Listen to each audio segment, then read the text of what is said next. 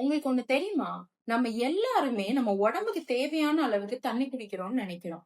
But in reality அதுதான் இல்ல. முதல்ல இதோட பெனிஃபிட்ஸ் பார்க்கலாம். ஃபர்ஸ்ட், உங்க உடம்புல இருக்கிற டாக்ஸின்ஸை ஃப்ளஷ் அவுட் பண்ண ஹெல்ப் பண்ணுது.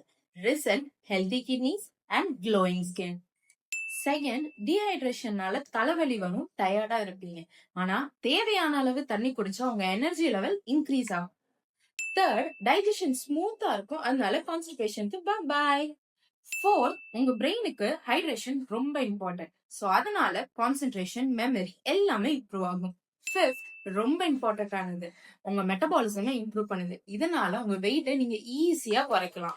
நெக்ஸ்ட், எவ்வளவு குடிக்கணும் தான் கேக்குறீங்க? அட்லீஸ்ட் ஒரு ஆவரேஜ் அடல்ட்டுக்கு 2 to 3 லிட்டர்ஸ் வாட்டர் குடிக்கணும். ஆனா இது பர்சன் டு பர்சன் டிஃபர் ஆகும். அவங்களோட பாடி வெயிட், வெதர், பிசிக்கல் ஆக்டிவிட்டியை பொறுத்து மாறலாம். இதுக்குரிய ஒரு சிம்பிள் டிப் கீழே கேப்ஷன்ல சொல்லியிருக்கேன், ட்ரீட் பண்ணி பாருங்க. அதோட ஃபாலோ பண்ண மறந்துடாதீங்க.